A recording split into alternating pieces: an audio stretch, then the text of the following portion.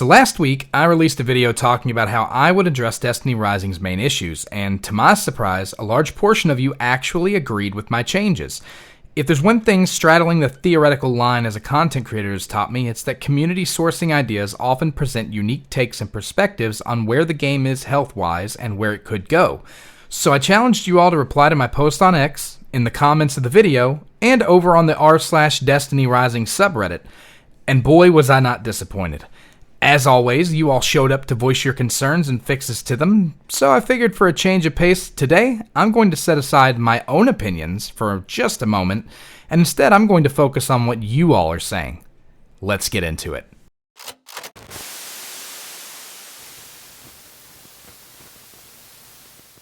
Before I get into each comment individually, I first want to address the trend that's observed from all the comments collected.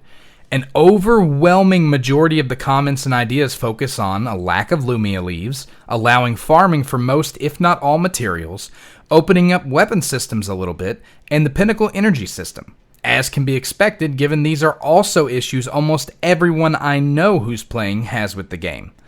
It's not shocking to see them come up here, but some of the more obscure comments address things that I, frankly, hadn't even thought of, like the AI voice lines, male-to-female character balance, and matchmaking power floors. There were a lot of responses, so before we begin, I want to thank everyone for their participation. Without further ado, let's dig into this. Alright, let's kick things off with Crazy Caboose 009. My main bottleneck now is exotic cores. We get a measly 30 a week from the weekly legendary campaign rewards. I know I've gotten more elsewhere as I've gotten a good amount of them, just not entirely sure how many I've gotten from bundles and exchange. So if I, a spender, is having this issue, I can't imagine how bad it is for free to play. I am entirely on your side with that. 30 cores when they expect you to invest 300 to 400 into an exotic weapon is ridiculous. Now, the way I do look at it is, since this is still a gacha game at its core, you can relate the grind for exotic weapons and leveling them up kind of to the same thing as like a 5-star weapon in a normal gacha. But that having been said, it does still take considerably longer to farm the resources to get all the way up to C3 and get all the nodes done in Destiny Rising than it does in a traditional gacha, if you will. So yeah, I mean, I can definitely see that that's a huge problem, especially, you know, runs, Pinnacle looted runs give you 4 and you can't farm them any other way. The only other way to actually access them is either through material exchange or through Pandora Shop when she randomly texts you like, hey, by the way, spend money. So yeah, you know, it's definitely a problem they need to address for sure. He goes on to say, not as important as these other changes that are needed, but I would like to see one-shots removed from PvP modes. I will make an exception for multi-ammo consuming weapons like Octant and Izanagi's, as you're potentially wasting a lot of ammo if you miss. High risk, high reward. But all other weapons should not be one-shot. I'm inclined to agree. If they have high-impact sniper rifles or precision weapons with low ammo counts, I could probably see it. But, I mean, in all honesty, most of the PvP in Destiny Rising is kind of centered around ability play and not so much around gunplay. Gunplay is kind of a secondary metric in DR, so you know, I guess I could see it, but yeah, definitely could be something to look at. I do agree that Octant and Izanagi should be exceptions because of overloading the magazine and stuff like that. So if you overflow the magazine, it should, like you said, high risk, high reward, should definitely be something that that you get the reward for. So all right, moving on along. Darkologist writes, make temporary cosmetics permanent. The founder title, those chat banners, Morgrins, those 14 and 30-day limited cosmetics should have been permanent. Knowing that the top 30% of Morgrins is 14 days, I could care less to farm it now. I feel that completely. I don't know why they're making them temporary unless the goal is something akin to, you know what, let's do this, that way we can reintroduce the event in 15 days, make them rerun it, and re-earn these chat frames and things like that if they actually like them. But if that was the case, why not just gild it? You know, let the border turn gold or get a star on it or something like that. You know, there's really no reason to remove a cosmetic from someone's inventory. Now, the leaderboard titles is one thing. I kind of agree with those because it's constantly changing. But when it comes to like the Morgrins banner, what harm does it do to let players keep it and maybe, I don't know, do like a gilding upgrade for every time you earn it or something instead, where it gets holographic or animated or something of that nature, you know? I think that would have been a much better way to go about it. Remove the underpower level from matchmaking. If you and your buddies want to carry an underpowered friend, that's fine. There are some activities out there, Gauntlet, the higher end stuff, Grandmaster, Master, where, and some of it does have power floors, but they do need to kind of expand power floors to some of these more higher end in-game activities. I completely agree. Rep chests after level 20 need buff. The rewards for those are pretty bad, and I see no reason to farm rep after 20. Yep. Pretty much. Yeah, I completely concur with you. I have nothing to add to that. I agree completely. All right. DMidgley27 says, as a person who always skips cutscenes, I love the short explanation of what the cutscene was about. Not a change, just something I think is unique and great. I agree. I always think that we should elevate things that are really good, especially in like a space, So if it's something that's good in a first-person shooter, it should definitely be something that other first-person shooters should look to either emulate or to possibly potentially consider as a possible implementation in their game. I'm always for elevating that, and in gacha games, definitely like a short explanation of what the cutscene was about would be fantastic in a lot of games. Like, for example, Arknights is pretty infamous for having really lengthy dialogue and long cutscenes, and then you've got Honkai Star Rail, which I play a lot, that has a similar reputation for all of its cutscenes and stuff, and I know a lot of people who just hit skip. Wuthering Waves would be another one where that's great. Yeah, that feature is really good, and I'd love to see it in some of these other gacha games out there too. All right, Dude's Crow. Just better VO for NPCs, really. It breaks my immersion every time I do a story quest and hear an AI talk. I hope that part gets better, really. And Gaming Mime replies and says it's so bad sometimes. It is terrible. I was likely to give them a pass on a lot of it because when the game was being produced and finalized and all the acting was being done, it was right during the voice actors strike, the SAG-AFTRA voice actors strike. So that definitely affected it a little bit. But the more that I played after release, the more I started to feel like it wasn't simply just that. I think they were definitely cutting corners, and they just wanted to get it out the door. They wanted to get it out the door and skip a few corners and save some money. That way they could maybe make the systems more generous. Maybe that's their way of justifying the systems being more generous. But, there are some NPCs you could probably get away with. Like the TikTok voice guy at the tower. I love that. That is hilarious. Like, I don't know if it was intentionally funny that they used that voice, but it worked out really well for them. But then you've got other voices like the public events voices at both destinations that are AI, and it's just terrible. Honestly, I'm pretty sure even the PvP announcer is like a Southern AI. I don't think that's an actual person either. So they definitely leaned way too heavily into AI for this. They definitely need to do something to come off of it a little bit in future content. Let's be honest, they're not going to hire somebody to go back in and record the old lines. It's already out. It's already in production. That's one thing they're not going to change.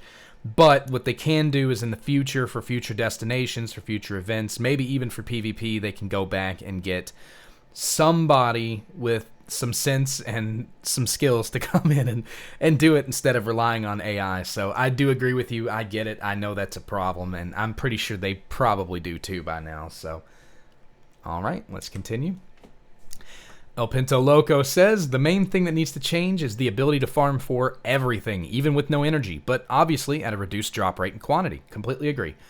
This change would allow people to keep playing the game after they're out of energy. Also, double energy on the weekends, please and thank you. I am inclined to agree. I think double energy weekends would be fantastic, or maybe even half-cost activities, like on a weekly basis. That way you can incentivize players to jump into, say, specific playlists at specific weeks. Maybe increase drop rates for that week, so you keep the energy the same. Just something of that nature to really incentivize driving traffic up, because you don't want it to just be kind of a wash. And most games, to be honest with you, most games don't do that. Like most gacha games out there don't do that.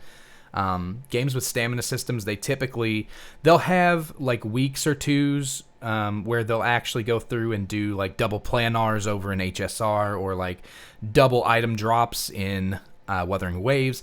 So they'll have things like that, but they don't really have like double energy weekends or anything like that. But it would be a good event, and I think it would be a good driver, especially if they did that if they did that coinciding with specific events and things of that nature. So, but I agree. The thing is, right, the way that it is right now, the game is, let's say, 80% behind the pinnacle wall and 20% in front of it, right? And the issue with that is the 20% of things that you can farm are legendary or lower or mythic weapon parameters. So what you find yourself in is a situation where you're able to farm for weapons, which is great, but you can't level them without pinnacle energy because all of the resources you need to even remotely consider building or leveling weapons or things of that nature is locked behind the pinnacle wall. So that is something that needs to change. I think most games, most gacha games in particular, they find a happy medium, especially because they uncap people from being able to just buy as much energy as you want. The system is meant to limit the free-to-play replayability. That's what its intention is. That's what it was designed for from the very beginning. They were releasing games. They didn't want people to burn through them and just move on with their lives. So what they did is they came up with this system. They said, hey, we're going to limit people from playing. And this will kill two birds with one stone because we'll limit them from playing for free, but we'll give them the option, hey, if you give us money, we will allow you to play more. And that way you can continue and we make a profit. So that's what they did. And, you know, the energy system is one of those special things in games where people will call for its removal, but it is integral to the DNA of the game. You cannot remove the energy system at this phase. I wish that was a possibility. Maybe if Duet Night Abyss had released or Anata had been announced to not have those types of systems in place, I don't know, a year, 2 years ago, it's potentially possible. But in its current state, it's just not a possibility. It's not something that's going to get done. It's not something that is even in the realm of possibility. They're not going to remove the energy system, but what they can do is they can improve the energy system. They can make it better. And that's really where we need to aim our criticism to them. And I think this is a really great take. I don't know that, like I said, I don't know that everything should be farmable. I think there are some things like clusters, incandescence clusters and Mobius clusters that probably need to still be locked down. Every game has some type of farming limit, but I do think that probably another 60% of the materials need to be opened up for farming, definitely. Stefan Salvatore Real actually comes in and says, I second this. My main complaint out of 2 with the game is how limited it feels once you ran out of pinnacle energy. There's almost zero replayability outside of a few temporal activities. I don't mind receiving less rewards of each item, but receiving no items of interest at all makes the game lacking. It was always what nearly killed the game a few times until Bungie did something about it. I completely agree. That's a very true statement. Absolutely. Escape Artist Chicken says, I would change the loadouts to an open loadout system like D2 where I can use SMGs and snipers on my Wolf or auto rifles and grenade launchers on my Gwen, etc. Thing I would add is a bonus energy system like in SWGOH and a massive regenerative energy system like in SWGOH where you get 1 energy every 5 minutes, etc. Other than that, this game is perfect. So, let's talk about this. SWGOH, I actually wasn't entirely sure what game they were referencing initially. When I see SW, my brain usually goes to Star Wars, so I looked up to see if there was like a Star Wars gacha, and I found out Star Wars Galaxy of Heroes is a game that I'd never played, but it seems to be fairly well reviewed. So I actually looked into it, and their energy system works pretty much how a standard gacha does, with 1 energy regenerated every 6 minutes for a total of 240 energy per day. But, and this is the really cool part that Chicken's talking about here, they have a bonus energy system. So in the bonus, players can get up to an extra 135 energy per day. They get 45 from daily activities at 3 different sections, noon, 6 p.m., and 9 p.m. The bonus energy attainment has a window of 2 hours from the reset window to claim, otherwise it gets lost. So let's say it's noon. That's a reset window. If you go and get on at noon, you do your daily task, you'll get 45 energy, and then you can log off until after 6. And then from 6 to 8, you have another 2-hour window to get another 45. And then at 9, the same thing happens. That's a really cool system. Like, to shoot straight, I didn't even know that a system like that existed, because like I said, I've never played Star Wars Galaxy of Heroes, but I think that is a really, really cool system. My solution was to do 120 front loaded, like it's already doing, and then to do an energy regeneration at a rate of 1 energy per 12-minute period for a total of 240 per day. That would double our energy gain, and it'd give us a reason to come back later, right? You log on, you bust out your 120 or whatever you got, you log off, you let it regen a little bit, and then you come back. And that's the reason that a lot of these games actually use regen systems, is because it draws the players back in later. Just because you burn all your energy in one setting doesn't mean you have to actually just accept that. It will regen on its own, or you can obviously pay to speed things up. So it depends on when you have the playtime, and you can bank. In a lot of other games, they have like overflow and stuff that you can bank into. Your overflow doesn't count in Destiny Rising. I think it would be cool if they would add it, but I don't. Because of how lucrative their current reserve pinnacle energy system is, I don't see them actually doing that, but it would be cool to see. But I think they could definitely put something like the system that they've got in Star Wars Galaxy of Heroes into place, for sure. I agree with you, Chicken. I think it's a really great idea, and I think, honestly, if they did that, it would be fantastic. About the loadouts, though, I don't know about an open loadout system. I think that it's too...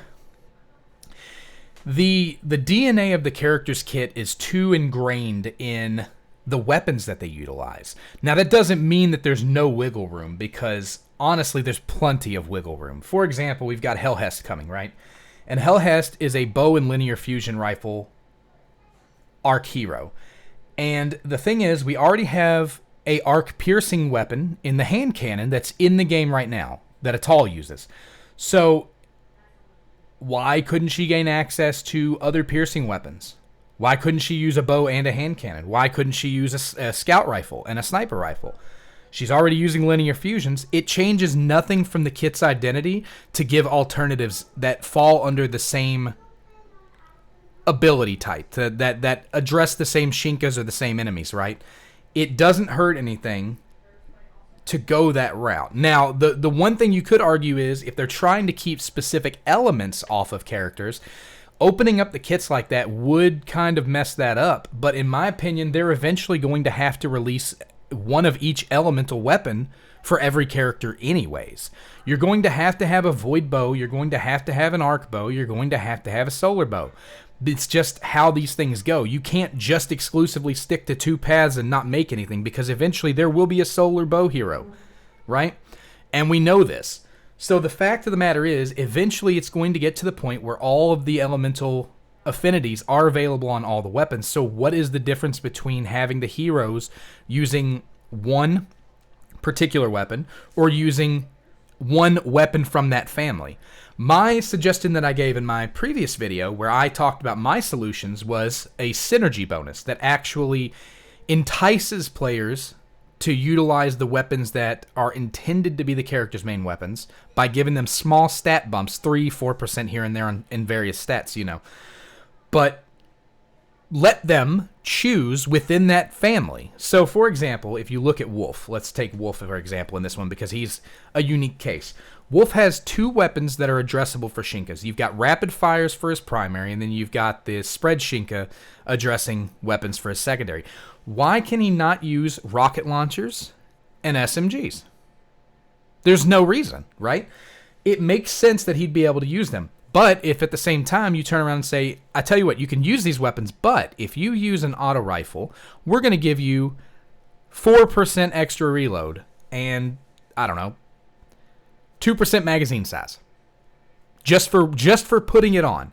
It's going to tell players, hey, this is not that important, because 2% of a magazine, if you're counting, is maybe a bullet or two, right? It's not much at all.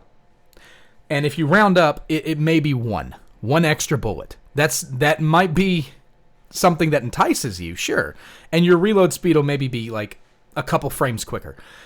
It's not game breaking, but it is a nice enticement for those who want to min-max, right?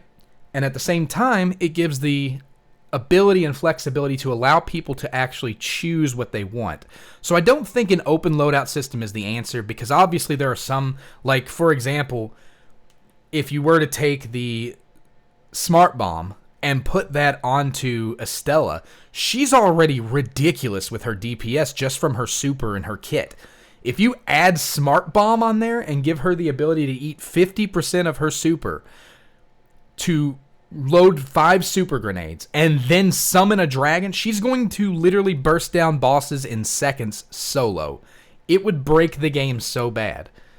On the other hand, it would also kind of make Atal really strong, because I think that's her super is pretty quick to regen. I think that's really what she needs, is something that can eat the super to boost damage. But anyways, I digress. I've said that before. The other example is Ning Fei. Ning Fei gets his super ridiculously fast, especially if you spec into, super energy and stuff like that. So he gets his super really fast. I mean, putting Smart Bomb on him would be absolutely broken.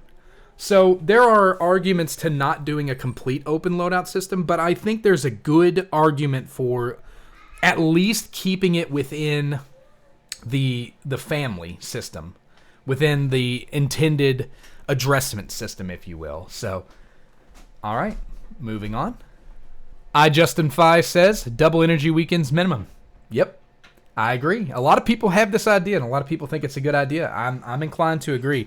I don't know if you need to do it every weekend, like I said, but I think it could be good for an occasional thing, like a couple of weekends or something, like a weekend out of the month or something, like as an event. I think it's definitely something that can be done. So, all right.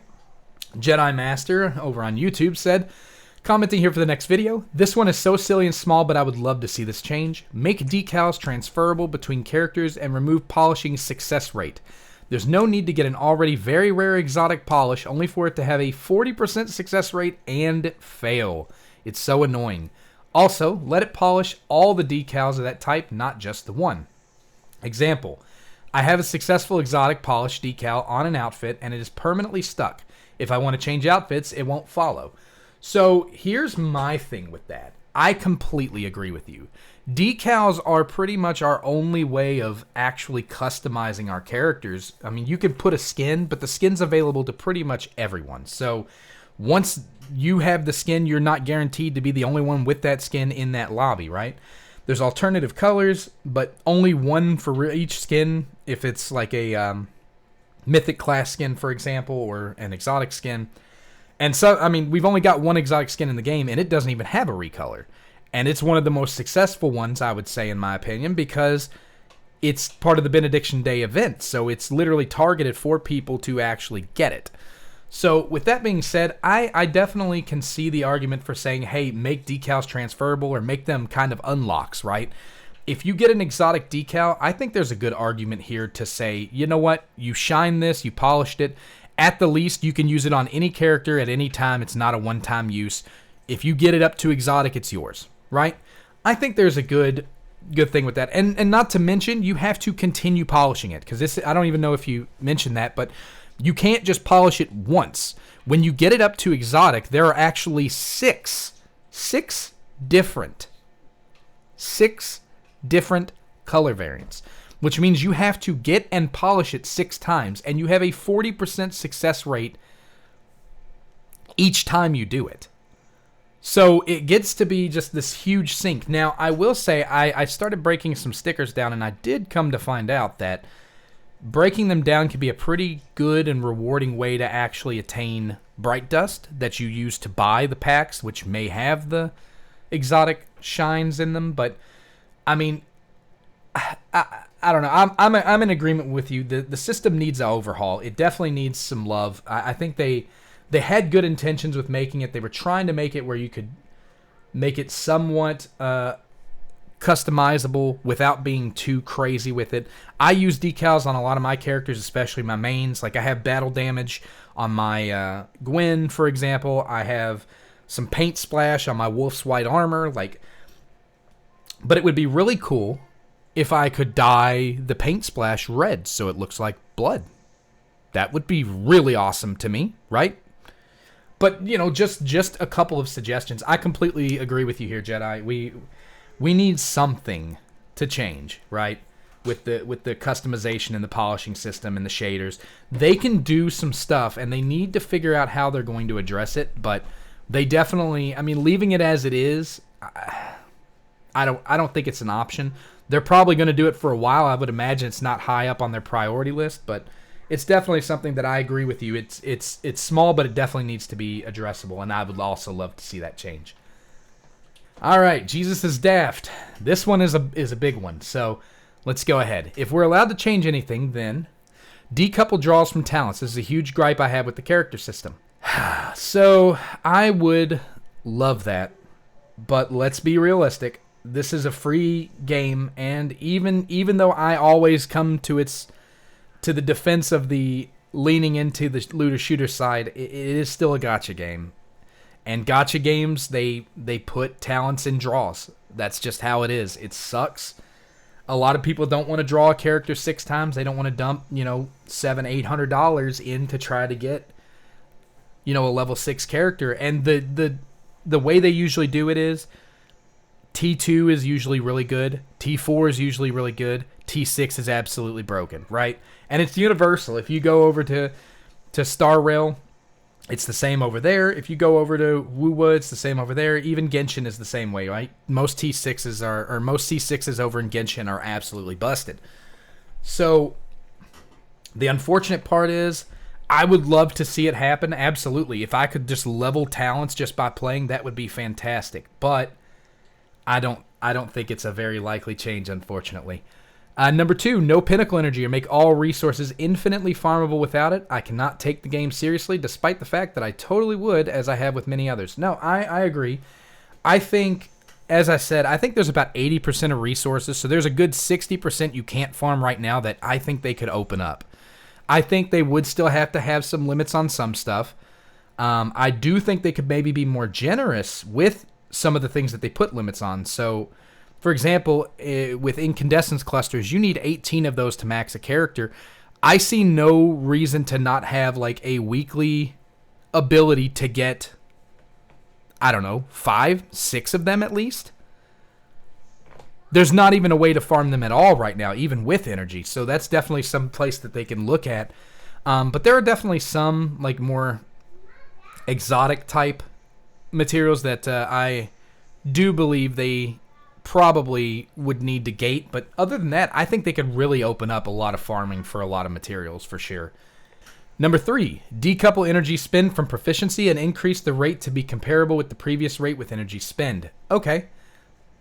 Yeah, I mean, I could see that. Proficiency, I think, should be something that's gained naturally as you play.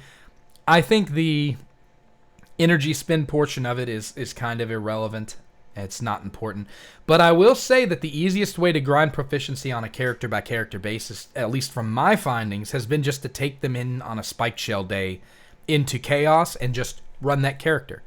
Because you can do Spike Shell, you can do Melee Comet, you can do Comets, and then you can do Boxer, and you pretty much will 3 or 4 shot everything, including bosses. So, with just melee attacks, right? And if you do that, every time you clear a wave, even if you're not caching pinnacle energy, every time you clear, your 3-wave set, you're actually gaining proficiency. So I actually took Estella pretty much to level 2, Ascendant 2, just from running some branches. So, something to consider. There are ways to kind of grind proficiency a little better, but I could definitely see the argument for removing energy spend and adding that to the proficiency rate gain. I definitely could see that because nobody wants to run Ikora realistically for X amount. Like very few. Okay, I don't want to say nobody because I will inevitably have Ikora mains in my chat. Like, but very few people want to run Ikora for the amount of time it would take to get her proficiency maxed out, okay? Number 4, honestly, remove the acclaim system. I don't see the point of it other than railroading you into focusing on 3 characters. The loot perks can always be shifted elsewhere. Yes and no. I don't think you can remove the acclaim system at this point. It's a large part of in-game chase, and if you remove that, all you've got is the activities. And the question would be, do the activities stand on their own? And the answer is yes and no. They'll stand on their own for a bit, but the acclaim system is really why you run the activities. You run the activities to get the materials to level the characters. Leveling the characters unlocks the acclaim. Pushing the acclaim up unlocks extra benefits. It's the loop, right? If you take the acclaim system out of that loop, it gets to be a major problem. So, I don't think you. I can see why you would want it removed, because honestly, like even I was kind of like, dude, this is ridiculous. And I was a top ranker for a long time till I started slacking on the game. So I can see why you would want it removed, but I just don't know if it's even feasible or remotely possible to even consider removing it at this point, because it's such a big part of that in-game loop. But again, I can definitely see why you would want it gone. I just don't know that it could be done. Number 5, allow us to play all game modes solo with or without bots. Obviously, this excludes PvP modes. I completely agree. Yes, I want to solo a strike. If I want to do Fulminator solo, I should be able to do Fulminator solo. Period. I shouldn't have to matchmake. And that means at any difficulty. And it should adjust to me. That would be fantastic. I mean, after all, the whole purpose of the game is to give a mobile Destiny experience that can be played on an individual basis at a point-by-point, right? So, yeah, I completely agree. Number 6, remove durability from fishing rods. Yeah, that'd be nice, but it'll never happen because that's part of the loop. They want to sell you the fishing rods. Number 7, add a setting in options to make pinnacle or basic rewards the default, or assign them to different inputs. I keep accidentally spending energy on stuff I don't want. Me too. That's a common thing, and I think that setting is definitely something they need to do. They should definitely have a default selection, for sure. I 100% agree with you. Number 8, add a claim all button to the tab menu. It's a hassle having to go to every single event, inventory, battle pass, track, triumph, character, mail, activities, bounty, iron commander, shifting gates, casual screen to claim stuff individually. I don't even care if clicking the button causes me to load for 10 seconds. It's still more convenient. Yeah, it'd be fun. I think a claim all button would be a very good thing to implement. But yeah, I'm in agreement here. I have nothing to add, to be honest. Number 9, can we please get jump on our sparrows, or at least a second pass on map design? There are a bunch of open world areas where you got to backtrack the way you came, and you can't because there's a ledge that you rode off of. Yeah, and I think fast travel is generally the solution for a lot of that. So that's kind of where they aim to put things. I don't know that a map pass would be realistic, and I don't think they would add a jump to sparrows just because it was never in Destiny 2 or anything like that. I mean, they could probably do it, but I don't know. It might also break the game. The thing you have to worry about is cohesion, right? Because you don't want people getting the ability to cheese stuff because you've tried to address something. And you never know how adding like a jump to the sparrow could change things. So you could always try to Yoshi your sparrow to get up to places for sure. That's an option too. But I get what you're saying. It definitely is something that I think they'll need to consider going forward, but I don't think they'll do anything about what's already out, unfortunately. But yeah, it would be cool. I mean, to get a jumping sparrow would be pretty cool, especially if you could like charge the jump and then release it for higher jumps. That would be really neat. If they actually did it, I'd like to see it. Moving on. Cockamille says, real voice actors, not AI. Weapon flexibility, e.g. Gwen can use shotgun or sword. Be able to reuse shaders. And Cascade 5 says, not just city NPCs, a few of the repeatable events. It really makes the game feel cheap with how obviously bad they are. Yes, I agree. We covered it earlier, but definitely the AI needs to be lessened in future expansions and future activities and things of that nature. And as for weapon flexibility, Cockamille has pretty much the exact same idea that I had, to allow for weapons of the same family to slot in. So yeah, I'm completely in agreement with you. Loud Instance 8507 says, in before the sea of requests from our basic reward mat drops, no energy system and higher drop rates. Yeah, I hear you.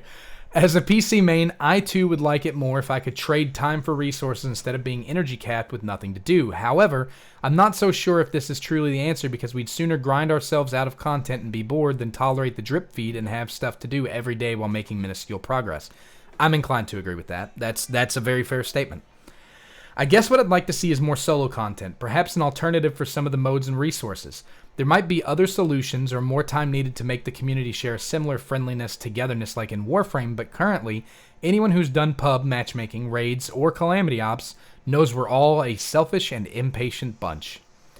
Raylith actually responds to this and said this: we need stuff to do when we run out of energy aside from burning our wallets to buy more. Destiny has so many ways to have fun that it can be downright upsetting to hit the middle of the week with no energy.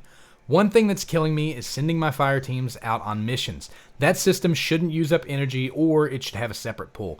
So Honkai Star Rail has a very similar system where you can farm resources AFK. You get 4 dispatches a day, and you dispatch them. It takes 24 hours, I think, if I remember right.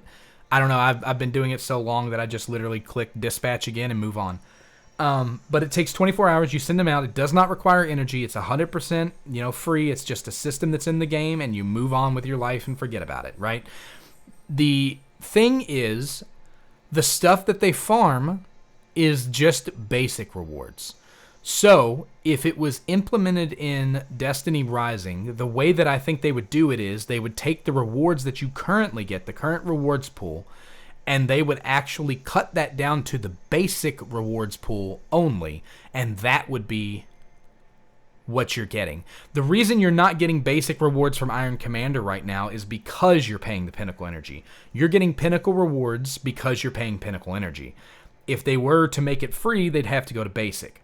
So that's sort of kind of where the trade-off is. The question is whether you want the Pinnacle Energy or the basic rewards. Now, if they improve basic rewards, you could probably make an argument for them removing the Pinnacle cost and just going down to basic, especially if they Pinnacle wall like higher-end exotic materials and not some of these mythic materials that they really need to open up.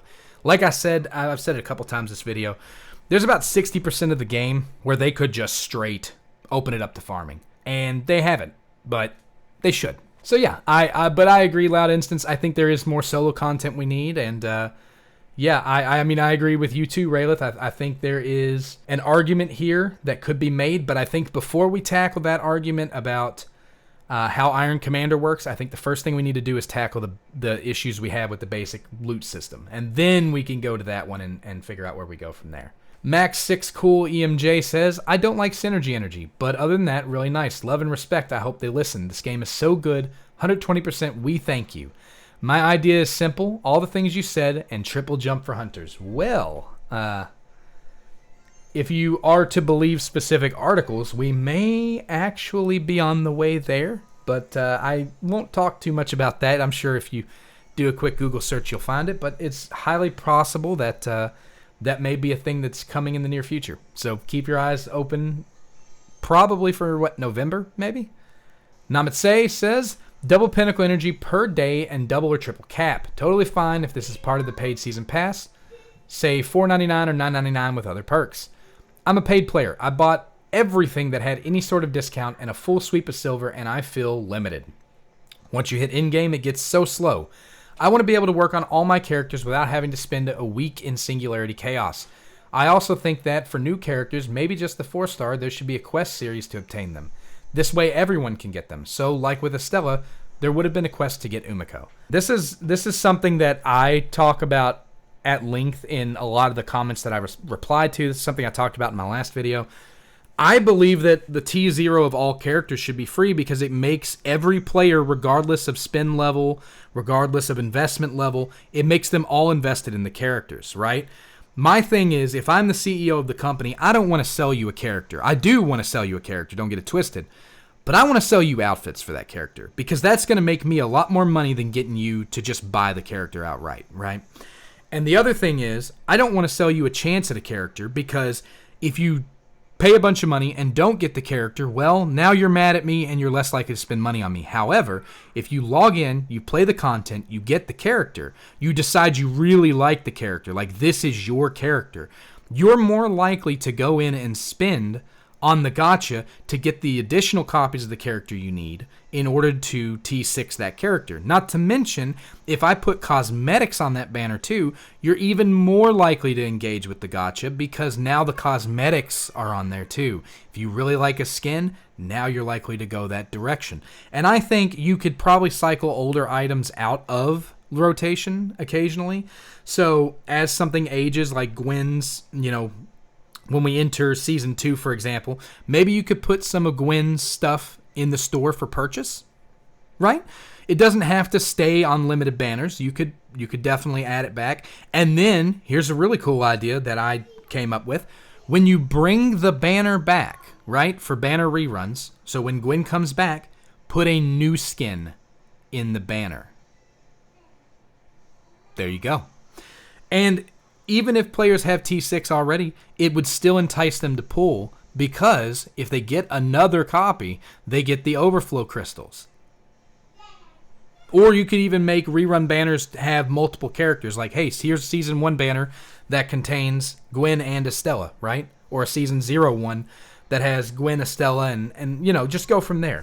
But there are options here for sure. I do think that spending a week in Singularity Chaos is a major thing. It's something that they definitely want us doing. I agree with you that we should be able to work on all of our characters without it, but I mean, at the same time, they do want to limit a little bit. They don't want you just maxing all 11 characters immediately. So there has to be some restriction on some items, and I think the items to do that are the clusters. They're too restricted right now. They need to open them up a bit more where they're weekly farmable, but they don't have to restrict everything the way that those are restricted, right? And I think that's definitely something they can work on. But I would be happy just to see the 4 stars come in for free. I agree with you. I think getting those through like character quests would be fantastic. I think that'd be a great change. Phantom Soul 78 says, first change I'll do. We can farm every material without Pinnacle at a lower amount, but with the option to use Pinnacle to unlock a chest with better rewards. Pinnacle resets at a rate of 1 at X amount. Characters have more variety of weapons maintaining their archetype, but with the option to unlock full freedom of weapons by paying X amount of Lumia. New map, new in-game mode, boss prison. Just kill bosses to earn rewards each time it gets harder. All the events provide some amount of Lumia. Alright, let's take this piece by piece. Let's start with the first one. We can farm every material without Pinnacle at a lower amount, but with the option to use Pinnacle to unlock a chest with better rewards. Pinnacle resets at a rate of 1 at X amount. So, yeah, you're basically talking about the Pinnacle system that I've consistently advocated for with a regen, and I completely agree. Like I said, 120 front-loaded, 1 every 12 minutes, or just going straight to a regen system of 1 every 6 minutes that's pretty standard across the board. That would be nice. I don't know about every material either. I've said it a couple times, but I definitely think the exotic materials still need to be locked down. That's just how these games work. Like, you can't go on to Honkai Star Rail and farm out boss materials infinitely. For the like real big level bosses that you need the materials to kind of get in the upper echelons of your character's skill trees and talent trees, you actually have a lockout of 3 per week. You can farm it 3 times per week. You might get 2, you might get 3 from a drop, but you can only do 3 total boss runs a week, which means you really have to target farm which ones you're going for based on what you need. Definitely some of the stuff is going to have to be locked out like that. That's just how these games work, and there's reason for that. It's to prevent people from just immediately busting the system. I think they need to have a weekly lockout for how many of the incandescence clusters you can earn through farming, and I think it needs to probably be somewhere in the ballpark of 4 to 5 of them, and there needs to be a resource to attain them. But outside of that, there is a good 60% of material that's currently locked that they could just open up. I still maintain that. Characters have more variety of weapons maintaining their archetype, but with the option to unlock full freedom of weapons by paying X amount of Lumia. I agree with the archetype. I think it would be cool to have Lumia act in that way, where you could utilize it to open up the slot for characters. That way you've got like more, you could call it like character, well, gilding's already taken, but gilding for lack of a better term, or ascension. You could call it a character ascension of sorts, right? Where you can ascend their limits and then you have the ability to use other weapons on them. But again, I think there's a lot of problems that are presented by opening up the weapon system too much. I think there's a happy medium. You don't want it to be as restricted as it is currently, but you don't want it to be unrestricted completely. You have to find a happy medium, and I think keeping them within their archetype or subfamily or within their intended Shinka application is probably the best middle ground that you're going to get out of those. I personally think it's a great idea because it plays into their abilities on their kits are already focused on that type of weapon. So what does it matter what weapon you use to achieve it? You know what I mean? It's an easier sell, in my opinion, to them than trying to convince them to just open up the weapons system fully, unfortunately.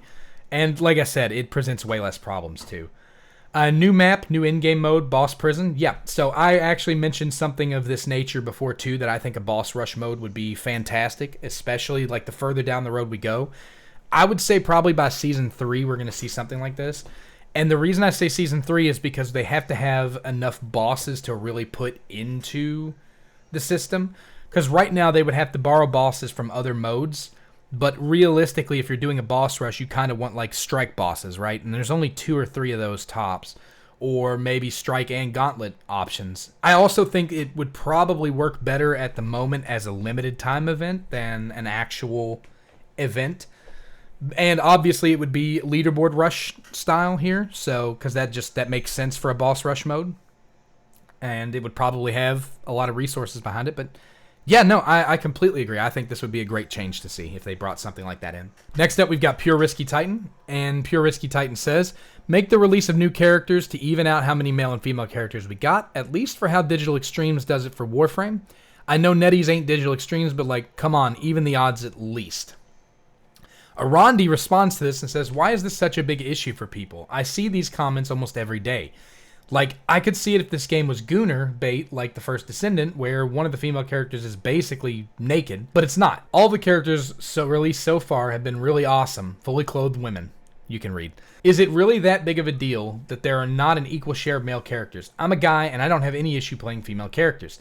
I can see if you were making an argument from a lore perspective, where you wanted to see male characters like Tollwind or Fellwinter from mainline Destiny lore make an appearance, but most of the comments just seem to say, I want equal representation in my video game. I just don't really care about the gender of the characters much as I care about if they are fun to play. I agree, Arandi, and I get it. Talden responds, it can become one very easily. I can't count how many games quickly fall into titty banners before too long, and 70% of the playable characters end up female. There's guys that don't want to play as girls, no matter how much sway they add to the characters. Like, personally, I'm a guy, and I'd like to play as a guy. So far, it seems fine, though. Like, there's 1 or 2 mix. Just hope it keeps this way. And then Risky responds, some of us only like playing male characters if possible, and if the roster isn't evened out, it really doesn't seem right or fair. Alright, so let's discuss this a little bit, because I know this is going to come up again. The thing is, most of these games, a lot of the sales come from males, and there is a good portion of males that prefer female characters. Now, this game, just like Arandi said, is not Gooner bait. There is not a lot of gooning going on in this community. I mean, at least yet. It's not that it doesn't exist or that it won't exist, but at the moment, it's safe, right? The question is, for how long? And the fact is, they will likely never balance the male to female character ratio. Now, the good news is, I don't think with this franchise you have to worry about the game devolving into Gooner bait. So that's a huge plus there.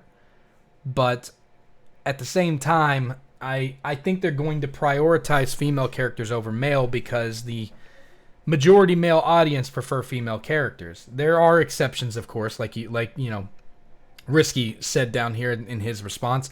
Some of us only like playing male characters. I get that.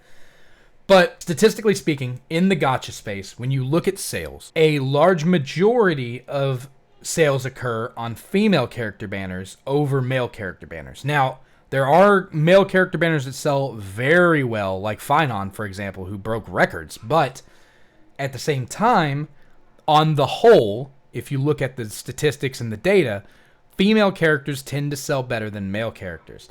If you look at all of the banners we've gotten so far, all of the limited edition banners have been female so far.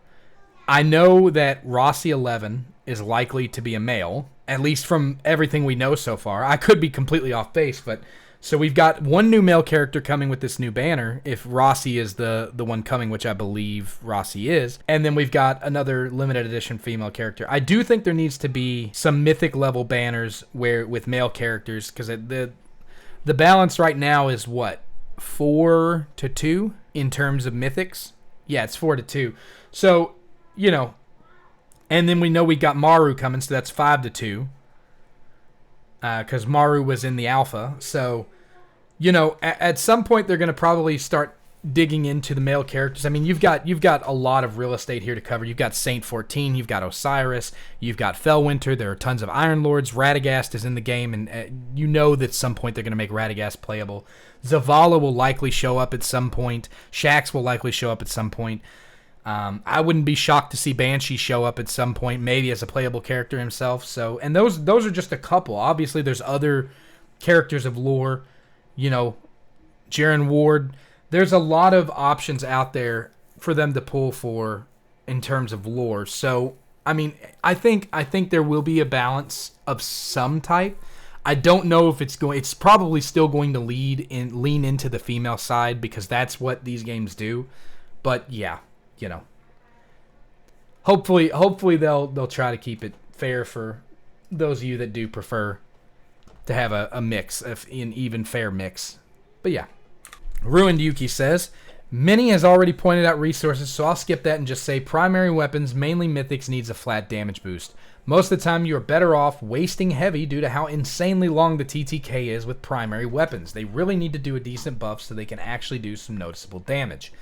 The Battle Pass also needs to change and actually give enough weapon tokens to buy both of the weapons. As it is right now, you can only get a max of 90 from buying the Battle Pass, which gives you a total of 30, and if you buy the more expensive version, it gives you another 40, meaning if you spend any of those on something else, you either have to save all your black market coins until you have 500k, depending on if you bought any copies, or spend 5k silver to buy black market coins, which I don't think we should be forced to save all of the weapon tokens when most of the resources we can buy there is needed, so the amount needed to be increased, or they need to give us more ways to get black market tokens. I concur with you. If you're releasing items into the Battle Pass shop, you should be able to buy them with the resources you get from the Battle Pass, period. I shouldn't be forced to go to the black market to be able to get my second copy of Fyrous 3. That's bullcrap. It is, and not to mention, it'd be one thing if it was a couple hundred black market coins, but it is 55,000. It costs more than buying a catalyst to get just 10 of them. Like, that's the ridiculous part, is it's only 10. I actually had to spend, I think, 150,000 just to be able to get my final Fyrous 3. And then I also needed more resources. It's also the only reliable area, the black market is, to get superposed photons. You can't, like, they have a 1% drop chance in Legendary. You cannot get them. I've never gotten one to drop. I have finished every single challenge with max time. Never gotten one to drop. Not even once. Not even close, probably. So, yeah, I agree. And as far as primary weapons, I'm inclined to agree. Some of the weapons do have like a pretty long TTK, but I don't know. I mean, the thing you have to remember is type resistance is a thing in this game. So if you're using a solar weapon on a void shield, your TTK is going to be stupid bad. Like, it's the way that they balance the game. I still maintain it's better than it was in the beta. I'll say that much. In the beta, you could barely break a solar shield with a void weapon. That was just how it was. So yeah, it's definitely better than it was in the beta, but I mean, it is something that definitely needs to be improved upon. Only thing I'll say about resources for upgrading is that most of the in-game ones are put behind the most brain-dead wall I've ever seen. Take Calamity Ops. If you're already struggling to climb the leaderboard, you gain less resources than somebody that doesn't need as many. I'm not saying make it higher for lower power, lesser for higher, but increase the amount and stop doing bi-weekly locks, or if they want to keep the bi-weekly and low rewards, we need other ways to actually farm them on a weekly basis. Because right now, if you have 0 clusters and you can't pass Expert, it will take you 1 month to get enough clusters for a Tier 5 weapon mastery. Let alone 1 week will only net you 2 upgrades in the first place. I agree with you, Yuki. It is a major problem. They need to introduce sources for clusters. Or lower the cost. If Weapon Mastery 5 required 2 clusters, we wouldn't even be having this conversation. Well, we might, but it's less likely that it would be as big a deal, right? It requires 8 clusters. Unless you are god tier at the game and able to speed run Calamity Ops in a quarter of a second, you are not getting 8 clusters in a single claim in a 2-week period. I think you have to be somewhere above Master 2 to even be close to getting 2 clusters, if I remember correctly. I'm doing this ad-lib, obviously, off the top of my head, so I haven't done any research, but I'm pretty sure you have to be above Master 2 to be able to get that many. And you can't be in relegation zone either. I think you have to be either in the maintain or promotion zones. That's it. So, yeah, I mean, I completely concur with you. There needs to be they either need to change Calamity Ops to have a weekly cycle, or they need to open it up to other sources. Just period. That's something they have to do. They can't just keep it as it is. He says, also, most resources need to be in the basic loot pool. I don't care if it's a 1% drop chance. Just give us actual ways to farm things without pinnacle energy. Completely agree.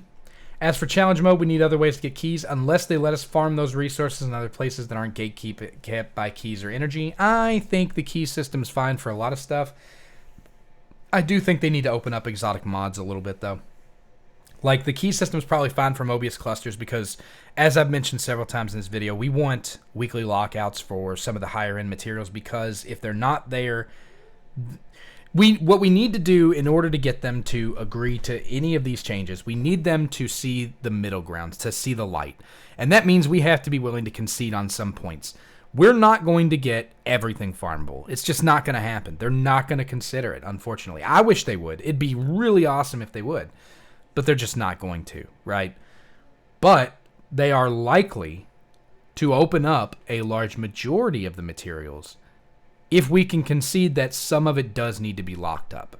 And I think the exotic side of them is definitely the way to look, right?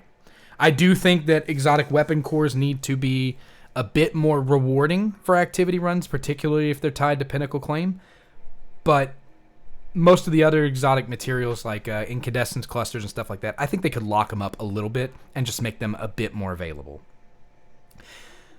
My only complaint about Rising is there's simply too much that needs to be farmed and too many places that need to be farmed from for diminishing returns.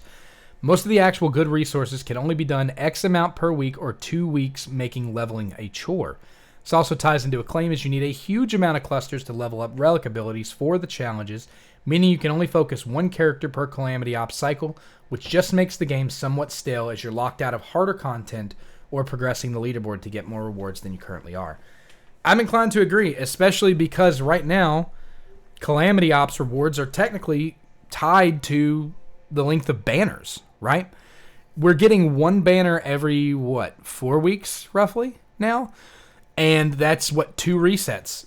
So let's say by some miracle you manage to get 8 clusters per reset. That's 16 total clusters. To max out a character's skill tree, you need 18 clusters.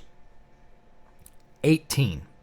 So, even if you manage to place well enough to get 8 of those clusters twice during that reset period, when the next character releases, they're immediately gone, and it's still not enough. It would take you 3 resets basically to have enough. You'd be over the amount you need, but it still, even less for that. Let's say you only get 6. That's 3 resets hard. Let's say you only get 4. Now you're really talking, right? Because that's 4. That's 2 months. You've had 2 new characters come out since then. And it's not just 2 new characters. You've got 2 new mythics and potentially 2 new legendaries at the same time. So yeah, I completely concur. I agree exactly with everything you're saying here. Scubat says, drop rates of photons, 1.5% on energy use is so awful. I'd understand 1.5 or 1% if no energy, but Lord, it just kills me. I completely agree. Those should have 20 to 30, maybe even 40% drop rates, period. There's no reason for 1.5% when you're caching Pinnacle energy. It's especially not when the weapon requires 6 of them to max out per exotic, and there's 20 exotics in the game. I can't even, I could do the math to determine how long it would take you, but it's just mind-boggling. It's ridiculous. There's no way that a 1.5% drop rate was play-tested before they released it. I completely agree with you. It's something I'm passionate about because I am locked behind being able to finish my Octant off because I don't have the photons needed for the last category. So it's a problem. So I completely agree with you. Shenanigan says, I just want more PvE content and native Steam support for Steam Link/deck. Hey, I completely agree with you. It would be awesome to see it on Steam. I would even accept it on Epic Games at this point. But what I will tell you is Deck Wizard actually has a really good video about how to natively install the game. Well, I say native, but he's installing an emulator on his Steam Deck, and then he's actually playing the game from the emulator. I'll put the link down in the video if you're interested in that. Deck Wizard's a really good resource for a lot of Steam Deck related stuff. So at the least you can get it on there. That's worth something. But I agree, yeah, native Steam support has to come at some point. They really need to expand their market out, honestly. That's going to be... The mobile market is probably pretty tapped out at this point. We'll have to see how the sales numbers go for October. We just got September's, and I think it was something like 11 billion. So they did pretty decent. They wound up placing 13th out of the top 15, so, pretty solid. But still, it could be better. It just depends. I mean, it's a generous game, so in my opinion, 11 billion is good. Now, the question is, how's the trend? Is the trend going to go upward or downward? And that's really going to be the deciding factor into, where the game proceeds, what changes they make, all of that kind of stuff. It's all about the revenue reports, right? That's what it always is. So, all right, continuing. Sogo Soldier says, my biggest gripe is Lumia Leaf and Bon Voyage charms. BV charms are way too expensive for the amount of Lumia Leaves we can acquire each monthly, yearly. This is going to be a massive complaint on the next character release. We need to be obtaining significantly more Lumia Leaves to be able to keep up with monthly, bi-monthly character releases. There's absolutely no reason why the regular banner Bon Voyage charms aren't being given out more freely. There's almost zero income of this resource, and no one who is min-maxing their Lumia Leaves should be spending them on the regular banner in this game economy. So that means that we are getting next to no regular banner charms as income. I've done everything in the game, and I haven't freely obtained enough of the regular BV charms to make it to the free selector once. Ouch. That's interesting. I'm pretty sure I got enough to go to free selector, but I could be wrong. I say that, but upon reflection, I did buy pretty much all of the packs too. So it's entirely possible that since I bought those packs, that's why I had enough to go to selector. That's actually how I got Yolder. Funny story, I have never drawn Yolder a single time. I have a T1 Yolder, and the way I have it is I got Yolder through the 180 selector, and then I managed to get her T1 from buying the crystal. Buying the overflow crystal in the market. So, yeah, I've never gotten Yolder even a single time on a draw. That's my kryptonite character, if you will. If I try to get her to T6, it's going to suck. That's all I'm saying. Taladin says, yeah, that's been a head scratcher for me. I get money as a reason, but most games throw the currency for the permanent draws in your face. So this one so far seems to hold it back a lot. Yeah. I agree with both of you. They need to pump up the BV charm grants, and definitely the Lumia Leaves. They need to have ways to attain Lumia Leaves. They need to do, I don't know if they need to put them into events.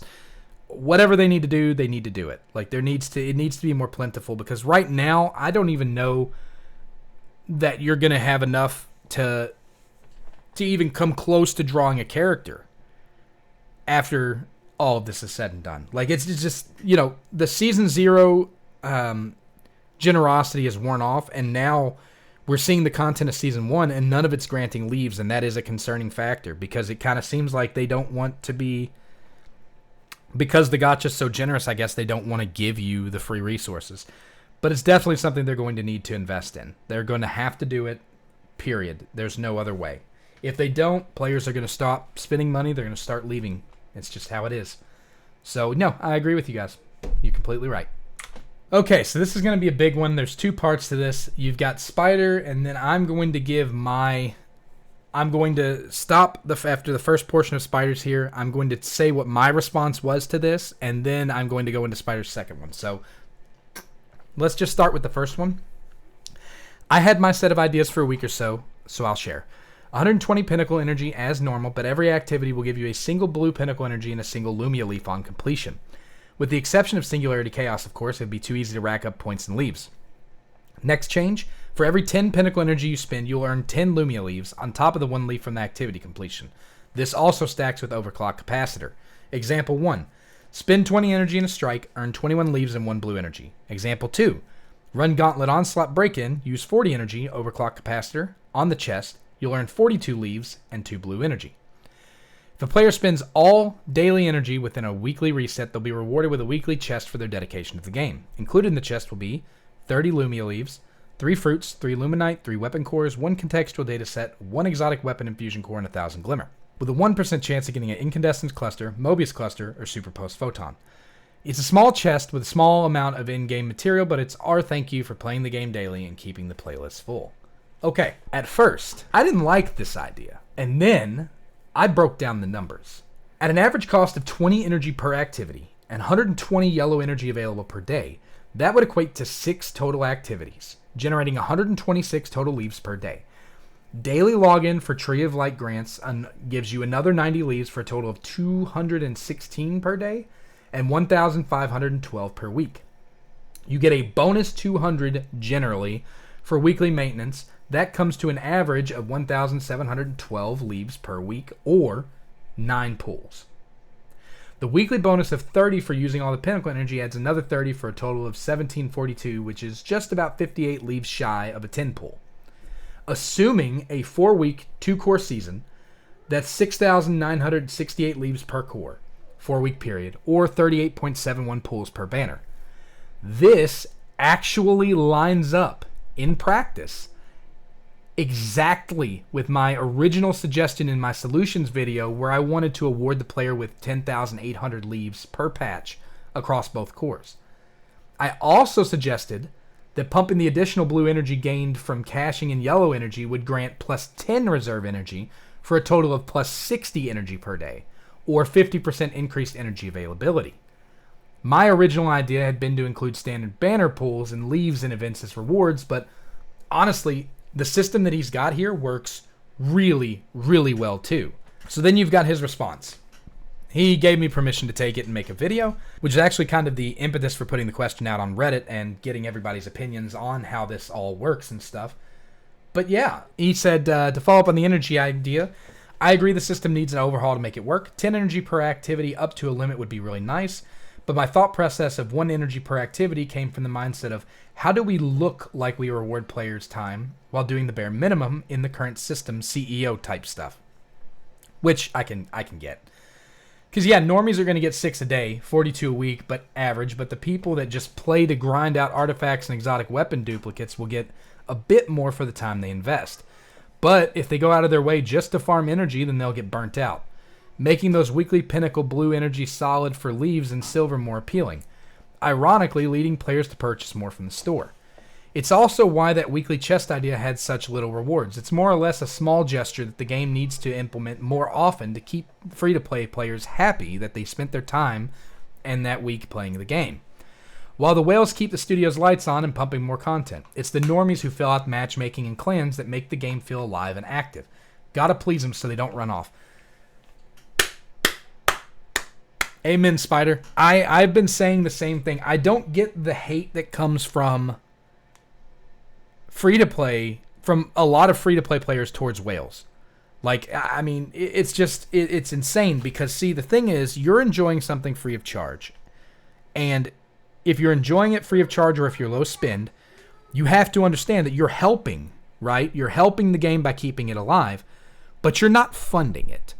If the whales leave, the game will shut down. It doesn't matter how much you like it. It doesn't matter how much you play. If the whales were not there, the game would not continue to function. Now, flip that on its ear. If the normal free-to-play and low-spend players were to leave, the whales would have no one to flex on. They would have no one to fill out their activities. It'd be a bot game, and they would split too. So both sides of people need to stop saying, you're a whale, I hate you, blah, blah, blah. You're free-to-play, you're not helping, blah, blah, blah. It's not that argument anymore. It's all about both sides coming together to keep the game afloat. The whales need the free-to-plays and low spins, and the low spins and free-to-plays need the whales. That's just how it works. And Spider nailed it exactly. The whales keep the lights on, pumping more content. The normies fill out matchmaking and clans to make it feel alive and active. That is absolutely 100% correct. I completely agree with you. Spider said the chest had small rewards, and I can agree. Yes, it's not a million Lumina leaves, but honestly, I think 30 leaves, 3 fruits, 3 Luminite for just logging in and spending your daily energy is a really reasonable thing. I don't think it doesn't need to be ridiculously. I mean, I think you could pump up the contextual data sets and exotic weapon and fusion cores maybe to 3 or 4 of each, right? But I don't think it needs to be anything ridiculous either. Honestly, I think the chest rewards are pretty reasonable. for just logging in for doing nothing. It's just a passive boost. I do maintain that it needs to be 10 energy per activity for any of the yellow pinnacle energy spent. So if you go into an activity and you burn 10 pinnacle energy, you should get 10 reserve pinnacle energy, right? And that is another way that you can implement the extra energy. So you're earning, my suggestion was to make the leaves, if you look at this one here, my suggestion was to tie the pinnacle energy generation and the leave generation to yellow energy only. So when you claim pinnacle, you're getting those things. When you're claiming reserve, you're not getting those things. That way it doesn't completely break the game economy, but it still rewards you quite a bit. So I completely agree with Spider's take here. Like I said, when I first read it, I was kind of like, what? No way. And then I sat down and I crunched the numbers and I said, oh, wow, actually, this is really good. They're right. Spider is absolutely correct. So this would be a great system to see. I would love to see it. And I hope they listen to this specific portion right here. This would be great to see. Let's move on. Stuart writes, this will be a long one. I'll comment each of my suggestions as a reply to the initial comment, as I apparently reached Reddit's character limit. Oh boy. This is what I like to see, though. Thank you, Stuart. I appreciate it. Destiny Rising is a great game. The free-to-play economy is too brutal once you get past the handbook handouts. Yep, I agree. To get things started, though, I'm a firm believer that a free-to-play player should be able to achieve everything a paying player can, albeit while spending more time and being careful with resources. Yes and no. I would say talent tree exemptions exist. I don't think those should be free. It'd be nice, but it's a majority of the games. Everything else, yeah, I completely agree. Like, you should be able to max a exotic weapon the same way as a paid player can, just at a slower rate. There are 4 pain points in my eyes specifically: Lumia leaves, pinnacle energy, black market coins, and upgrade materials. All right, let's dig into it. Lumia leaves. As the prime source for new pools, Lumia leaves should be something that can be consistently farmed, even if only via the use of spending pinnacle energy. Currently, there are only certain places like Expanse that truly reward Lumia leaves and effectively have a hard limit on them. My suggestion here is simple. Make the Lumia leaves tied 1-to-1 with pinnacle energy at base. Yep, we actually just discussed something similar that Spider recommended, so you're right on the money. So spending 20 pinnacle energy always grants 20 Lumia leaves minimum. With this, you'll get a guaranteed 840 Lumia leaves each week. Granted, still doesn't provide a full 10 pull for each 2 weeks. Close enough though, right? To improve the system even more, I'd love to see the weekly limited completions, e.g. Gauntlet Onslaught, getting double Lumia leaves on completion. This would grant you a clean 900 Lumia leaves every 7 days, which would grant you exactly a single 10 pull every 2 weeks. Yeah, I think that's a good system. And it again, this aligns directly with what I said in my video of suggestions as well. So yeah, definitely could see it. As a side note, this would open up nice opportunities for double Lumia leave events. Yeah, I agree. They should. They should absolutely implement something of this nature. I agree with you 100%, Stuart. Pinnacle energy, or lack thereof. If you run out of pinnacle energy, you might as well just stop for the day, which for most people is fine, though the game is designed for the grind, yet doesn't encourage you to do so with its rewards. In my opinion, there's 2 ways to approach this dilemma, and maybe I'm crazy for my first suggestion, but hear me out. Suggestion 1. Make 1 blue pinnacle energy a guaranteed drop for basic rewards that would equate to 10 pinnacle energy otherwise, so a 1-to-10 ratio. Singularity Chaos is the reason I base it on 10, since the chests there are only 10 energy. This way, completing a strike gives you 2 pinnacle energy, and getting to the 3 chests in Singularity would give you 3 pinnacle energy. With this, nothing else would have to change for pinnacle rewards. But someone who really wants to put the time in can get pinnacle reward after every 10 strikes, or pinnacle energy chest in Singularity after every 3 to 4 boss waves. Suggestion 2. Just improve basic rewards.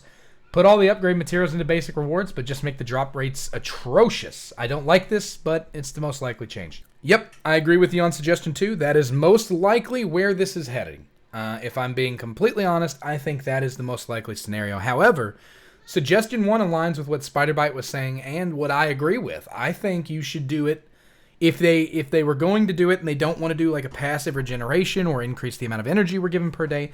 This would be a good way to implement something that would increase their energy gain enough to really let us sink our teeth in for the hardcore grinders. But the issue is that it would kind of introduce a disparity, right?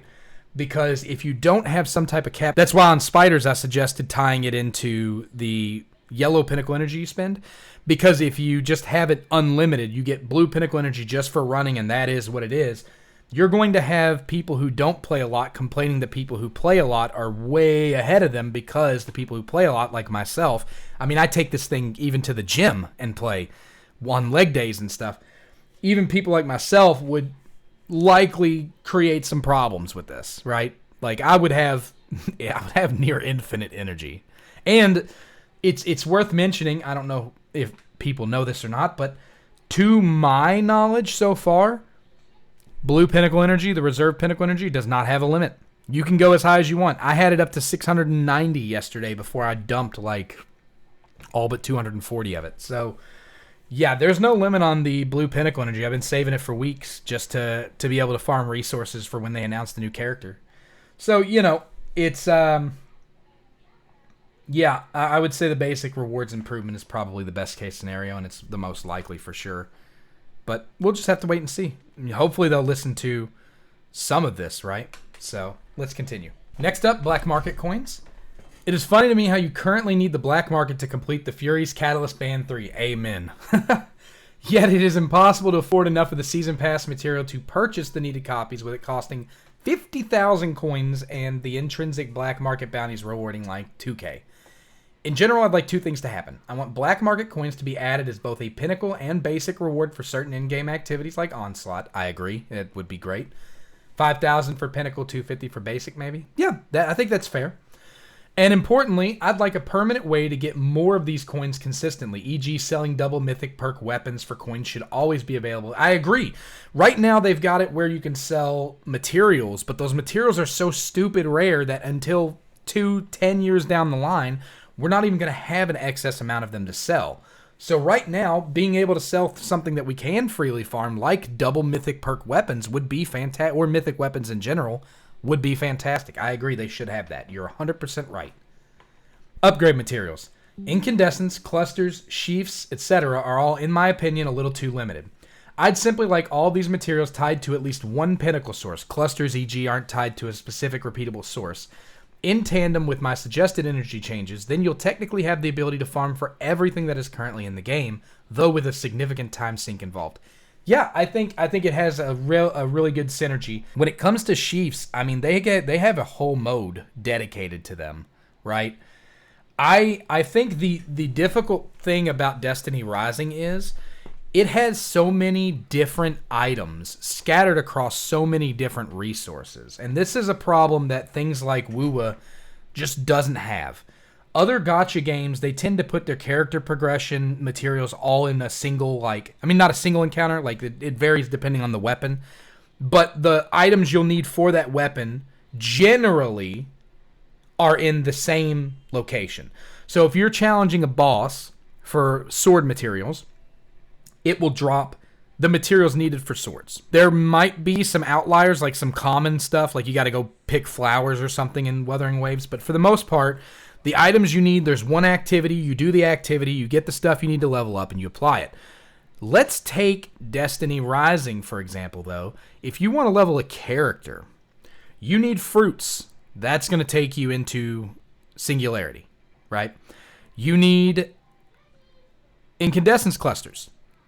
That's going to take you into one of the various different things that sells it in the exchange, or it's going to take you into Pinnacle Ops.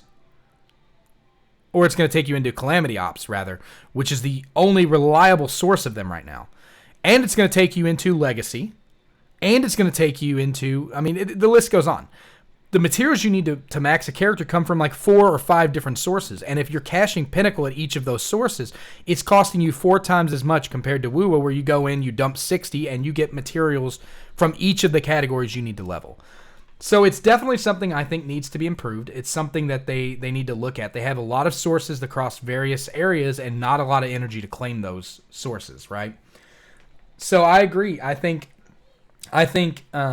maybe, I don't know, make it to where if they could somehow rebalance some things where you can go into Legacy and farm out materials for character progression, like all materials for character progression, depending on how you're approaching it. That would be really great. But yeah, I definitely can see what you mean when you say that it's really spread out and everything like that. It definitely is something that needs to be addressed. So, thank you. Talden7887 says, loosen weapon restrictions a bit. At least let us equip similar types. Pulse users should be able to use scouts and vice versa. Autos should be able to use SMGs and vice versa. I get why they set limits the way they did, but things could open up without messing how they intended characters to be. I agree. I think my solution to that, like I said earlier, my solution was definitely to just open it up to similar Shinka addressment and go from there. And I think that's the best possible solution. So that's still my recommendation. Goes on to say, more characters with a good gender mix, hoping this doesn't turn into one of those titty and booby gotchas like most of them are. I want to add materials and energy, but everyone's already saying that. Yeah, that's fair. I mean, materials and energy, everybody knows it's a problem. It's a major issue. They were trying to take a different approach, and I can respect it, but the thing is they need to be willing to pivot, and I'm hoping maybe I'm probably coping, but hopefully next week brings some major changes with the next banner release. Like, maybe that's why we didn't get a change this week, because they're trying to implement some big changes. It, like I said, might be cope, but we'll see.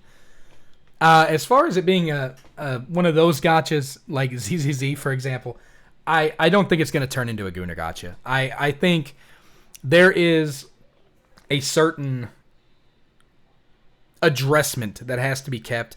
I'm fairly certain that in their agreement, Bungie probably stated like this can't be like a porn game or something of that nature too. Like I'm fairly certain that they would have had a clause that prevents them from displaying any of their characters in a negative light or any characters in their world in like a light of that nature. So I don't think we have to worry about it, but you never know. Here's hoping, right? Next up, the name's Rudy. Hard version of Raid should be the most rewarding content in the game and shouldn't be time limited. I'll never understand the obsession of Bungie for wanting to constantly make things irrelevant, and I hope NetEase learns from that mistake. I concur. The higher end hard mode versions, if you have a hard mode and a regular mode, the hard mode should be more rewarding. I don't understand what's so complicated about that. That is one of the biggest points of contention I have. The biggest flop they had when they released Eclipse without any new weapons. That was a huge fumble. I don't know what they were thinking, but that's just one example. Grandmaster giving the same rewards plus a couple of temporary level boosting clusters, it's just ridiculous. I mentioned it every time I've done a video so far, and I'm still maintaining it needs to be fixed. I agree with you. I would also look at how harsh the underlevel penalties are. I did Singularity Expanse this week at 65.9 and 67.8, the level of the activity, and the difference is absurd. I understand that gives you an incentive to level up, but the difference is night and day. Yes, it is. And always overlevel, never underlevel. Buy the dip. By the way, I know that's not how that's used. I'm joking. I would look at rockets. They're so bad. Yeah, it's like getting slapped in the face with a wet noodle, right? That's rocket DPS in terms of this game. I mean, honestly, that's a major thing that brings Ikora down. Her value would be significantly higher if not for her weapon set. Her kit is actually pretty solid, but when you dig into her weapons, like they're just... I've seen weapons that tickle harder than rockets hit in this game for some reason. I think they're terrified. They're terrified of things like Gallarhorn existing. Maybe that's what it is. I don't know. I don't know why they do it that way. Rocket DPS is similar to the freaking light GL and worse than scout rifles. Yeah. Yeah. I can kill a boss quicker with my scout than a rocket, to be honest. Yeah, you're probably not far off there. Like it doesn't even do well against shields either. That's the crazy part. And I have truth. Or not truth, two-tailed fox. Anyways. Lumia leaves need to be farmable in some capacity. You can't even burn pinnacle energy to get them. You get trickle-fed them as high-value bounties only. If I could get 5 leaves per strike, I'd be more than happy. Yeah, I think that would be... There's just got to be somewhat... There's got to be more leaves given out, like, period. People, especially early on, you want to get them invested early on. If you get them early on, they're going to fall into that category of sunken cost fallacy. That's what Destiny 2 did for a long time. I was a member of that group, The sunken cost fallacy. I had put so much money into Destiny 2 that I was not willing to put it down. I started to not enjoy my time over there on it because every decision they made just felt like a personal attack. And I wasn't having fun the way I used to. I felt like I was watching them butcher something I dumped thousands of dollars into to fund, and taking my money and just putting it somewhere else, putting it into another game that's not going to be as good or not what I want. Like, it wasn't going back into the game that I paid for and intended it to fund. So it took me a long time to cut because of that sunken cost fallacy.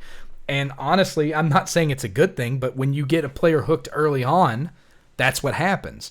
And I think their early rewards, like the 100, they advertised, I think it was 200 draws worth of leaves and stuff. I think that's what that was intended for, but they pulled the plug way too early. You have to continue to be rewarding, probably through the entirety of version, 1.0, but at least through season 1. Like, come on. Midgley jumped in and said, I want to add on because I 100% agree the raids should be the most rewarding content. Yes, they should. I also really think that there should be raid-specific weapons. Weapons like Fatebringer, Black Hammer kept people farming raids for months. When the rewards are paltry, there's no reason to run every week. I agree. Yeah. I mean, they do have exclusive rewards, but you once you unlock them, you can focus them. I have a love-hate relationship with the focus system in this game. I really like it because getting those double mythics are stupid hard, especially if you're just farming. But I get it. They could just as easily make us just farm in the activity instead of doing the focusing, and there would be a reason. Or they could even put like a lock. They could remove the focusing from specific. They could put a lock on it. Like, there's a number of ways they could do it, but I could see both ways. I like the system currently, but I do agree that they need more exclusive weapons. Maybe one or two that only drop from the raid or from the gauntlet. That way you don't just use engrams to bypass it, right? Like, if they put Black Hammer in Isaacus's, you would go and farm Isaacus's. If they put Fatebringer in Encounter 1 and you can't focus it, you would have to farm it from there. It's the only way to get it. And maybe put like a 40 or 50. It'd be a super rare thing, but it'd be a really big like bragging point. So yeah, I could definitely see that. And Rudy responded, yeah, it's kind of use 3 Pinnacle a week on a specific counter with the exotic you want, if you want. My buddy who mains Ning Fei is fully invested in the crossbow and now has no reason to run the raid. The ghost shell's cool, I guess, but very rare. Yep, no, I agree. I do think the exotic being individual to each encounter, I think that's a great thing. I think they should continue that. But I could see the want for some additional rewards that are exclusive, like some additional exclusive legendary or mythic, well, not legendary, mythic in this case, weapons, to kind of fit into that slot too. So yeah, I definitely get it. Throwaway once says, make the current Iron Banner casual PvP mode 24/7. PvP communities keep the game trudging along even during dire content droughts, but currently this game has made it impossible to form a PvP community around it for multiple reasons, but this being the biggest one. In addition to this, add a more hardcore mode similar to 3v3 Trials. That is weekend only with unique weapon rewards. This mode should be FPP only, first person perspective, only in my opinion, as Destiny 2 has already proved that high-level play on these maps deteriorates to passive wall hugging when you can abuse third-person mechanics. Yeah, I mean, that would definitely be a way to approach it. That would definitely be like an option they could do. I think they should, 100%. I think I said the same thing in my video too, that they needed to really open up Iron Bar because, it's a fun mode, and I think it has a lot of staying power and a lot of draw if you open it up more. But the issue is, the more you open something up like that, the more its glaring faults will start to shine through. So once they do that, they know that they're going to have to devote assets to literally balancing PvP more than just letting it be broken or just letting it ride, right? The more time that we get to spend with an activity, the more time we have to figure out what works, what doesn't work. And that's a good thing. But if they're already dumping a lot of resources into the stuff that we're supposed to be playing, that's kind of that's going to draw resources from there. It's going to take resources away from the hero designs and away from the character kit building and away from weapon design in order to focus on PvP, whereas I think they just kind of hobbled it together, and they obviously tested it. They were like, okay, this is pretty good. And so they pushed it out, and that was where they went with it. So anyways, yeah, so that's just my opinion. But yeah, I can agree. I think they should open up PvP, and I think they need to kind of do a focus on some of the balancing on it. Unfair Pollution 426 says, exotic mods dropping from frontline chests without a key. Give a 3% drop rate similar to how exotic artifacts drop from Singularity Chaos. I completely concur. Yes, they need to do this because right now you can get an exotic mod for a gun and it could potentially not be able to power up the perk you got on it. And then you're just, if you use it by accident like I did, you're just out of luck. You can't take the mod off. It's stuck on the gun. So you're just up a creek without a paddle. What now? I got to go farm until I find another one, and I've just wasted an exotic mod that took me God knows how long to farm because I can only get it with certain items, certain keys. Yeah, I agree. There needs to be some type of free drop rate. I think the 3% drop rate similar to our exotic artifacts is exactly right. Extra battle pass rank ups guarantee a bright engram. Absolutely. I am level 90 on my battle pass. I have gotten one bright engram. That is 40 levels. One level gave me a bright engram out of 40 so far. I'm not even going to get the other skins for the gun because I just straight don't have the materials to get them. So, yeah, again, I definitely agree with you there. Reputation rank ups have a chance of dropping a permanent banner draw. Yeah, I could see that. That would be good. I think that's something that does need to happen, absolutely. Mythic artifact or factor should have super low chance of dropping per chest in Chaos. I agree. Ability to sell and dismantle duplicate catalysts. I took it a step further in my solutions video where I said instead of selling or dismantling it, you can use it as upgrade infusion for material for your C2 and C3 nodes. But I agree, selling it back to Drifter for black market coins at a high price, like 30,000 coins or something, that would also be pretty good, I think. Double Pinnacle weekends would be amazing. Agreed. Double the respawn timer of patrolling elites. I think you mean half, probably, right? Like, the elites should spawn more frequently. But yeah, if so, I agree. I think patrolling elites should be a more frequent occurrence, especially since all they give is like a legendary weapon and a couple of resources. That's about it. More people out in the wild like it was during launch week would be great. Having exotic mods being able to drop from frontline chests would do that. 100%. You would see every lobby filled to the brim if it was a free repeatable farm source. I guarantee it. 100%. All right. Whiskey33 says, petition to bring back Pocket Infinity. I will second this petition and carry it all the way across the finish line. Sean Wei is allegedly pretty good if you're, like, I think the skill floor is kind of high on him. But if you were to give him Pocket Infinity, I think he would be pretty monstrous. Pocket Infinity was fantastic in D1. I would love to see it come back here. Z3, I think it's Zmog, Z3MOG says, I'll never be a hard content player, I assume, so I want there to be consistent rewards for casual play, with a reasonable amount of pull leaves to earn as I play 5 to 10 minutes per day on average. I agree. I don't think you're going to manage, if you're playing, 5 to 10 minutes on average, I don't think you're going to manage to get, a pull a day or something like that. But I think there is a reasonable amount of leaves you could be granted, per play session. And I think tying that to Pinnacle Energy expenditure is probably the best thing they can do. Or at least putting it into events. Like I said before, I think, when you look at WUWA and other games, they all kind of do that. So I definitely think it's something they need to look at for sure. And that's it. Phew. Okay, that was a lot to pour through. Honestly, there's a lot of takeaway from all of your posts, but I think the baseline problems we can all agree on are pretty obvious here.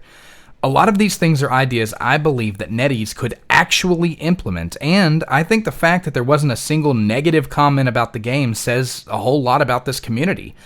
I've said it before and I'll say it again.